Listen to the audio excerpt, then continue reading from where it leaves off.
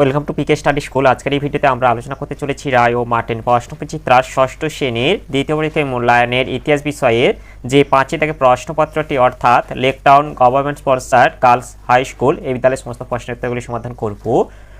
প্রথমে একইটা আছে সঠিক উত্তরটি বেছে নিয়ে লেখো যে কোনো 10টি। একে আছে আদি বৈদিক যুগের ইতিহাস জানার একমাত্র উপাদান হলো এটা হবে ঋগ্বেদ। এরপর 2 আছে ঋগ্বেদের গুরুত্বপূর্ণ নদী হলো এটা হবে সিন্ধু। এরপরে 3 আছে ভরত গোষ্ঠীর রাজা ছিলেন, এটা হবে সুদাস। এরপরে 4টা আছে বৈদিক যুগে গায়ত্রী মন্ত্র উচ্চারিত হতো কার উদ্দেশ্যে, এটা হবে সমৃদ্ধির উদ্দেশ্যে। এরপরে 5টা আছে দক্ষিণ ভারতের একমাত্র মহাজনপদ হলো এটা হবে অসমক। এরপর 6টা আছে বর্ধমান মহাবীর তপস্যা করেছিলেন, এটা হবে 12 বছর। এরপর 7 আছে পার্শ্বনাথ ছিলেন কততম তীর্থঙ্কর, এটা হবে 23তম। এরপর 8টা আছে বৌদ্ধ ধর্ম প্রচারকদের ভাষা ছিল, এটা হবে পালি।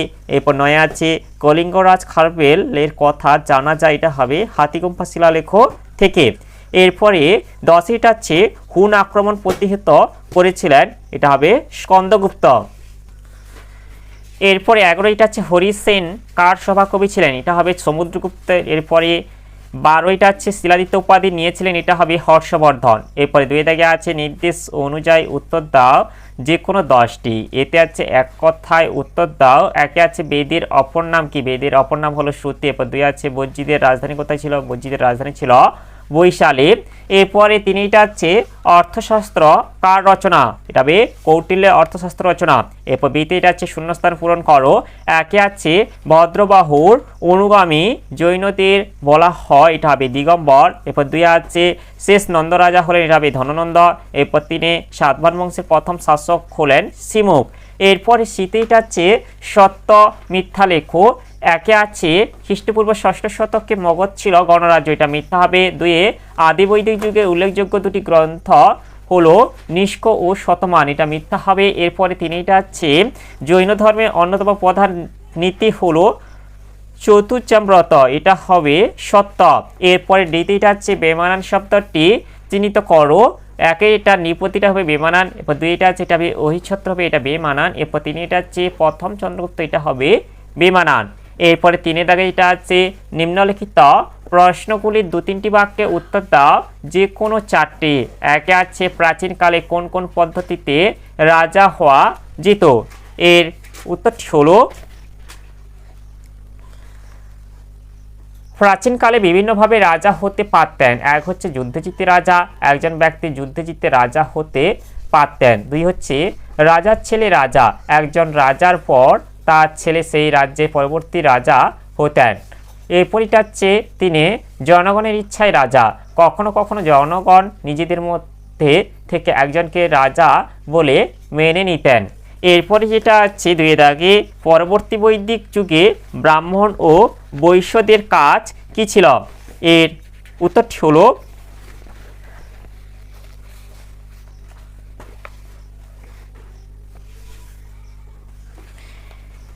এই যে পরবর্তী বৈদিক যুগে 4 বর্ণকে জন্মভিত্তিক করে পেশা নির্ধারণ করা হয়, ফলে সমাজে জাতিভেদ প্রথার সৃষ্টি হয়। যেমন হচ্ছে ব্রাহ্মণ, ক্ষত্রিয়, বৈশ্য, শূদ্র। আর এখান থেকে তোমাদের হচ্ছে ব্রাহ্মণ এবং বৈশ্যদের কাজ বলেছে। ব্রাহ্মণদের কাজ ছিল, এদের কাজ ছিল পূজা করা, যজ্ঞ করা, বেদপাঠ করা।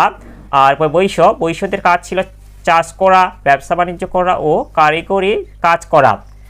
এরপরে যেটা আছে 3 বণিক সম্প্রদায় কেন ব্রাহ্মণ্য ধর্ম থেকে মুখ ফিরিয়ে নিয়েছিল, এর উত্তরটি হলো, এর উত্তরটি আমরা পাঠ্য বই এখান থেকে বলে দেব। এই যে বাণিজ্যের জন্য সমুদ্রযাত্রা অনেক ক্ষেত্রেই প্রয়োজন হতো, অথচ সমুদ্রযাত্রাকে পাপ হিসেবে দেখত ব্রাহ্মণেরা। ব্যবসা চালাতে গেলে পয়সার লেনদেন ও সুদে টাকা খাটানোর দরকার পড়তো, কিন্তু সুদ নেওয়া ব্রাহ্মণ্য ধর্মের নিন্দার বিষয় ছিল। এই জন্য বণিক সম্প্রদায় ব্রাহ্মণ্য ধর্ম থেকে মুখ ফিরিয়ে নিয়েছিল। এরপরে 4টা আছে দ্বিতীয় চন্দ্রগুপ্তের 2টি কৃতিত্বের উল্লেখ করো, এর উত্তরটি হলো, এর উত্তরটি আমরা এখান থেকে বলে দেব। এক যেমন হচ্ছে শকদের বিতাড়ন। দ্বিতীয় চন্দ্রগুপ্ত গুজরাট অঞ্চল থেকে শক ক্ষত্রপ শাসকদের উচ্ছেদ করে শকারী উপাধি ধারণ করেন। এরপর এটা আছে সুশাসক ও বলিতে পিতার যোগ্য উত্তরাধিকারী হিসেবে দ্বিতীয় চন্দ্রগুপ্ত সুষ্ঠু শাসন ব্যবস্থা প্রবর্তন ও সাম্রাজ্যকে সুসংহত করে তিনি সাম্রাজ্যে শান্তি ও সমৃদ্ধি প্রতিষ্ঠা করে তার ফলস্বরূপ বৌদ্ধিক ও সাংস্কৃতিক বিকাশ পরিলক্ষিত হয়। এছাড়াও আরও কয়েকটি প্রশ্ন পয়েন্টগুলো বলে দিতে পারো, যেমন হচ্ছে সাহিত্য সংস্কৃতি পৃষ্ঠপোষক, এছাড়া হচ্ছে বিক্রম সম্বত প্রচলন, এছাড়া আছে পরধর্ম সহিষ্ণুতা। এগুলো থেকে তোমরা যে কোনো একটি পয়েন্ট বলে দিতে পারো। এরপরে যেটা হচ্ছে 5 কনিষ্ক কবে সিংহাসনে আরোহণ করেন, তার রাজধানী কোথায় ছিল? এর উত্তরটি হলো এই যে কনিষ্ক হচ্ছে 78 খ্রিস্টাব্দে সিংহাসনে বসেন, আর হচ্ছে কনিষ্কের রাজধানী ছিল পুরুষপুর বা পেশোয়ার। এরপরে যেটা হচ্ছে 6 চতুর্থ বৌদ্ধ সংহিতা কার শাসনকালে হয়েছিল, এই সংহিতার গুরুত্ব কী ছিল? এর উত্তরটি হলো এই যে চতুর্থ বৌদ্ধ সংহিতা কুষাণ শাসক কনিষ্কের আমলে খ্রিস্টীয় প্রথম শতকে কাশ্মীরে মতান্তরে জলন্ধরে চতুর্থ বৌদ্ধ সংহিতা অনুষ্ঠিত হয়। এখানে সভাপতির আসন অলঙ্কৃত করেন বসুমিত্র। আর এর গুরুত্ব হলো এই বৌদ্ধ সংহিতাতেই বৌদ্ধদের প্রধান দুটি ভাগ হিনযান ও মহাযানের উৎপত্তি হয়।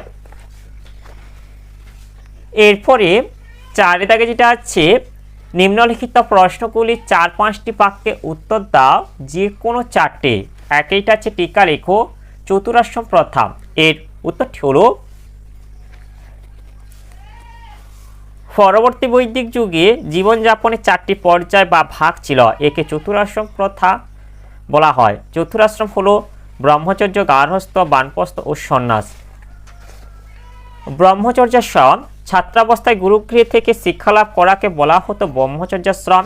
এরপর যেটা হচ্ছে গার্হস্থ্যাশ্রম, গুরুগৃহে শিক্ষালাভের পর বিয়ে করে সংসার জীবনযাপন করাকে বলা হতো গার্হস্থ্যাশ্রম। এরপর যেটা আছে বানপ্রস্থাশ্রম, সংসারের দায়িত্ব থেকে মুক্ত হয়ে ধর্মচর্চা করাকে বলা হতো বানপ্রস্থাশ্রম।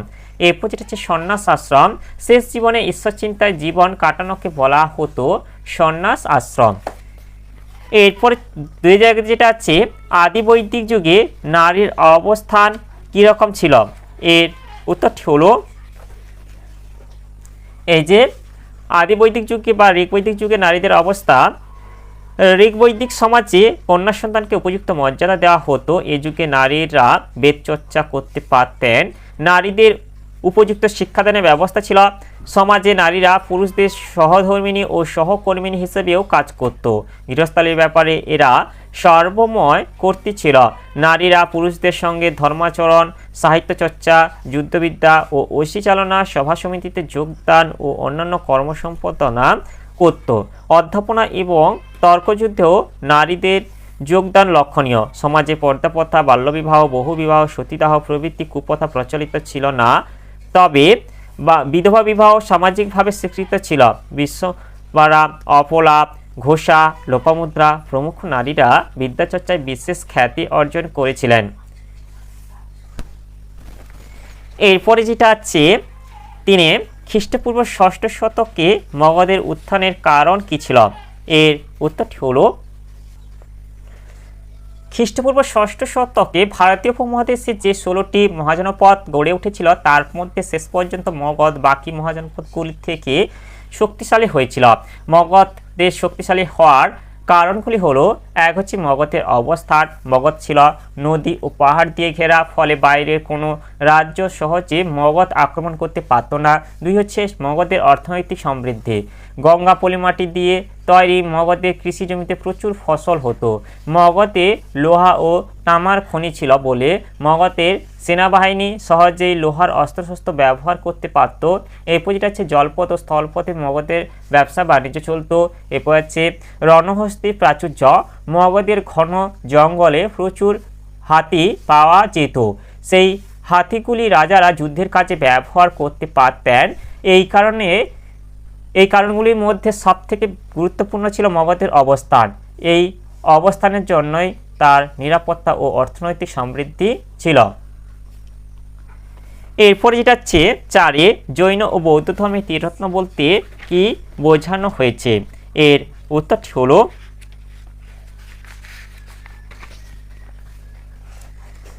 জৈন ও বৌদ্ধ দুই ধর্মেই ত্রিরত্ন এর ধারণা আছে। জৈন ধর্মে ত্রিরত্ন বলতে সৎ বিশ্বাস, সৎ জ্ঞান ও সৎ আচরণ। বৌদ্ধ ধর্মে ত্রিরত্ন বলতে বুদ্ধ, ধর্ম ও সঙ্গ। দুটি ধর্মেই একটিকে রত্ন বলা হয়, সংখ্যায় তিনটি বলে একসঙ্গে ত্রিরত্ন বলা হয়। এরপরে যেটা আছে পাঁচটা হচ্ছে মৌর্য যুগের কর ব্যবস্থা সম্পর্কে যা জানো লেখো। এর উত্তরটি হলো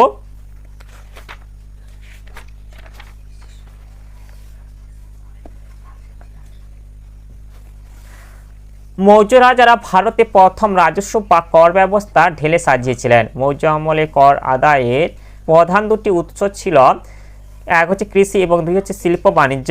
কৃষি, মৌর্য রাজাদের রাজস্বের বেশিরভাগই আসত কৃষি থেকে। চাষির উৎপন্ন ফসলের 1/6 অংশ রাজস্ব হিসেবে নেওয়া হতো। মৌর্য আমলে বলি ও ভাগ নামে দু ধরনের ভূমি রাজস্ব চালু ছিল। শিল্প বাণিজ্য, মৌর্য আমলে কারিগর, ব্যবসায়ী সবার কাছ থেকেই রাজস্ব আদায় করা হতো। এরপর যেটা হচ্ছে পাঁচের আগে নিম্নলিখিত প্রশ্নগুলির 8-10টি বাক্যে উত্তর দাও, যে কোনো দুটি। প্রথমে এটা হচ্ছে বৈদিক যুগের শিক্ষা ব্যবস্থা কেমন ছিল। এর উত্তরটি হলো বৈদিক সাহিত্য থেকে বৈদিক যুগের শিক্ষা ব্যবস্থা সম্পর্কে জানা যায়। প্রথমে আছে গুরু ও শিষ্যের সম্পর্ক। বৈদিক যুগে পড়াশোনায় গুরু ও শিষ্যের মধ্যে অত্যন্ত ঘনিষ্ঠ সম্পর্ক ছিল। এক হচ্ছে বৈদিক যুগে শিক্ষা ব্যবস্থা ছিল গুরুকেন্দ্রিক, গুরুকে ছাড়া কেউ পড়াশোনা করতে পারত না। দুই হচ্ছে শিক্ষা দেওয়া হতো মুখে মুখে, গুরু একটা অংশ বলতেন আর শিষ্যরা তা শুনে পুরোটা মুখস্থ করত। মুখস্থ করার ক্ষেত্রে সঠিক উচ্চারণের উপর বিশেষ গুরুত্ব দেওয়া হতো। তিন, ছাত্র শিক্ষালাভ করার জন্য গুরুর কাছে আবেদন করত। গুরু উপনয়নের মাধ্যমে ছাত্রকে শিষ্য বলে মেনে নিতেন। এরপর শিষ্যকে গুরুর আশ্রমে গুরুর সন্তানের মতোই থাকতে হতো। এরপর যেটা আছে চারে, শিষ্য গুরুর আশ্রমে খাওয়া দাওয়া করত, সব কাজকর্ম করত আর গুরুর কাছে শিক্ষালাভ করত। এরপর যেটা হচ্ছে শিক্ষার বিষয়। বৈদিক যুগের শিক্ষা ব্যবস্থায় ছাত্রছাত্রীদের মুখে মুখে ও হাতে কলমে অনেক কিছু শিখতে হতো। এক হচ্ছে বেদ, ছাত্রছাত্রীদের গুরুর মুখ থেকে শুনে বেদ মুখস্থ করতে হতো। দুই হচ্ছে গণিত, ব্যাকরণ, ভাষা শিক্ষা। তখন গণিত, ব্যাকরণ ও ভাষা শিক্ষার উপর ও জোর দেওয়া হতো। এরপর তিন যেটা হচ্ছে আত্মরক্ষা ও অস্ত্র শিক্ষা। ছাত্রছাত্রীরা নিজেদের রক্ষা করা এবং অস্ত্র চালানো শিখত। এরপর যেটা হচ্ছে চিকিৎসা, তারা অসুস্থ রোগী চিকিৎসা করতে শিখত। এরপর যেটা হচ্ছে নাচ গান, ছাত্রীরা অন্যান্য বিষয়ের সঙ্গে নাচ গানও শিখত। এরপর যেটা আছে দুইয়ে, জৈন ও বৌদ্ধ ধর্মের মধ্যে সাদৃশ্য ও বৈসাদৃশ্য কি ছিল। এর উত্তরটি হলো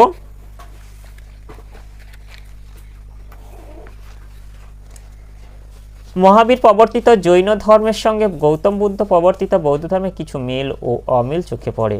জৈন ধর্ম ও বৌদ্ধ ধর্মের মধ্যে মিল, এক হচ্ছে প্রবর্তনগণ ক্ষত্রিয়। জৈন ও বৌদ্ধ ধর্মের প্রবর্তক যথাক্রমে মহাবীর ও গৌতম বুদ্ধ দুজনেই ক্ষত্রিয় ছিলেন। এরপর আছে দুই, ব্রাহ্মণ্য ধর্মের বিরোধিতা। দুই ধর্মই ব্রাহ্মণ্য ধর্মের আচার অনুষ্ঠানের বিরোধিতা করেছিল। এরপর তিনি আছে সহজ সরল ভাষায় ধর্ম প্রচার। দুই ধর্মই জনসাধারণের বোঝার সুবিধার জন্য সহজ সরল ভাষায় ধর্ম প্রচার করেছিল। এরপরে যেটা হচ্ছে জৈন ধর্ম ও বৌদ্ধ ধর্মের মধ্যে অমিল। প্রথমে যেটা হচ্ছে তপস্যা, জৈন ধর্মে কঠোর তপস্যার উপর জোর দেওয়া হয়েছিল। বৌদ্ধ ধর্মে কঠোর তপস্যা নয়, মধ্যপন্থার উপর গুরুত্ব দেওয়া হয়। এরপর যেটা আছে দুয়ে, ধর্ম প্রচারের ভাষা। জৈন ধর্ম প্রাকৃত ভাষার মাধ্যমে বেশি প্রচারিত হয়, বৌদ্ধ ধর্ম পালি ভাষার মাধ্যমে বেশি প্রচারিত হয়। এরপরে তিনি এটা হচ্ছে অশোকের ধর্মের মূল নীতিগুলি আলোচনা করো। এর উত্তরটি হলো